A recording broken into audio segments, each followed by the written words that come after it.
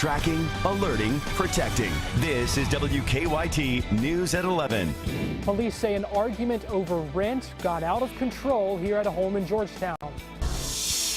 Kentucky fans braved the cold tonight to cheer on the Cats as they took on South Carolina. We'll have highlights from the game. And 4 UK players sat out of tonight's game after a BB gun scare last week. Fans are talking about the suspension. WKYT News at 11 starts now. Georgetown police are investigating a shooting. Good evening, I'm Kristen Kennedy. Investigators say the shooting happened after a fight about rent. Police arrested David Allen Wolf in connection with the shooting. WKYT's Garrett Weimer is tracking the investigation in our top story at 11. Police say it started simply enough, an argument about money. And it's very odd that you produce a gun and shoot somebody over rent money. But they say that's how it ended, with a man shot in the head inside this home on Seminole Trail in Georgetown.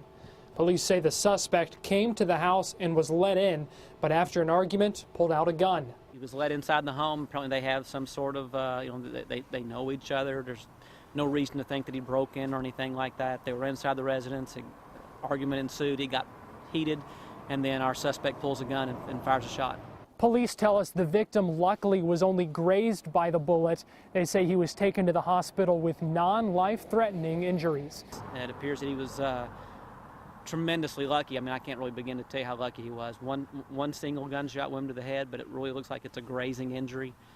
Just pure luck. Police say now they'll investigate whether any other factors led to the shooting. In Georgetown, Garrett Weimer, WKYT. Wolf is charged with assault and 2 counts of wanton endangerment. 4 UK players sat out of tonight's game after university leaders suspended them for a BB and pellet gun scare last weekend on campus. Freshmen Stanley Williams, Tamir DeBose, Dorian Baker, and Drew Barker are cited for misdemeanor disorderly conduct. Court documents state the 4 were playing a game they called Manhunt in the middle of campus. Police say they fired shots from the BB and pellet guns and sparked a campus alert. Some fans don't believe the suspension is fitting to the crime. You have to remember they are kids, and everybody needs to remember that. You know, it's a game, everybody has fun, everybody bets, everybody tailgates, but they are kids, and it's our entertainment, but we have to teach our kids responsibility. 3 other people also face charges in connection to that case. Lex Tran is teaming up with UK and Keeneland to offer fans transportation to both events. For tailgaters who want to check out the races before or after catching a game, they can take a shuttle to Keeneland. Fans tell us it is a good way to keep the road safe. I think it's awesome that they do this. It's a good way to just keep people in and out, and I'm sure a lot of people probably been drinking a little bit today, so it's a good way to keep little people off the road that are intoxicated. The shuttle will be up and running for all 3 home games this month. To see a bus schedule, head on over to WKYT.com. Drivers headed north on Interstate 75 tonight had to deal with a few traffic headaches. Mount Vernon fire crews were cleaning up this afternoon after a fuel spill involving multiple tractor trailers. We're told the northbound lanes near the 68-mile marker are closed. No word yet if those lanes have reopened. If you were trying to make your way into town around Man of War Nicholasville Road this morning, you probably noticed a traffic mess. A crash at that intersection backed up traffic for hours and knocked out power to the stoplights. Police say around 4 this morning, a driver hit a traffic control box and sped off. Investigators say 3 passengers in the car told them the driver crashed on purpose. No one was injured, but nearby business owners say the traffic was a big inconvenience. It's going to throw a damper on the day. When you have that many people affected, getting to work late, it causes a lot of problems.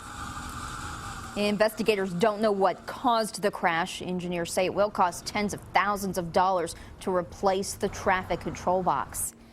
It has been a chilly night for UK fans cheering on the Cats at Commonwealth Stadium, and now we're looking at a possibility of frost overnight. Meteorologist Jim Caldwell's tracking a frost advisory for us. Jim, how cold do you expect it to get? I expect we'll end up with temperatures in the low and mid-30s. I've got the television on over here watching the game at the same time. Sorry. Forecast looks very chilly during the overnight hours. Already to that level in some cases because low 40s are already showing up. Mount Sterling, Danville, Frankfort, and mid-40s here in Lexington. Look at that. 44. 45 degrees down toward the Richmond area. Frost advisory goes officially into effect between 3 o'clock and 9 o'clock, and that's going to be the time period where we see it. A little bit of a breeze might be present tonight, which I think will make it more of a patchy event as opposed to what would be a widespread event. But in some cases, I do think that a few folks might end up in the upper 20s, and at least in a couple of locations. Defender is all quiet out there tonight as we scan the skies all across Kentucky. No showers coming our way as of yet. Got a very wet forecast coming our way, though. I'll break that down hour by hour coming up in just a few minutes. Many braved the chilly morning to race for a cure in downtown Lexington. Hundreds participated in the annual Susan G. Komen Race for the Cure. Everyone from survivors to families affected by the disease were downtown this morning helping raise money and awareness. It's quadrupled since I did it in 2000. I think because every person here has been touched by breast cancer. Every person here. WKYT's own Sam Dick and Amber Philpott emceed the event this morning. We have a link on our website, WKYT.com, where you can go to make a donation for the cure. Dozens of bikers joined state police on a memorial ride across central Kentucky today. The largest ride in the bluegrass this fall started this morning at the Harley-Davidson shop in Hamburg. State police are raising money for a fallen officer memorial. The election is about a month away, and here at WKYT, we're gearing up for a mayoral debate. Lexington Mayor Jim Gray and challenger Anthony Beatty will take part in a televised debate tomorrow. That airs at 6 o'clock on the CW Lexington. WKYT is partnering with the Herald Leader, News Radio 630 WLAP, and the League of Women Voters to broadcast the debate. Still to come on WKYT, you just might wake up to frost tomorrow morning. Jim's in next with a full forecast.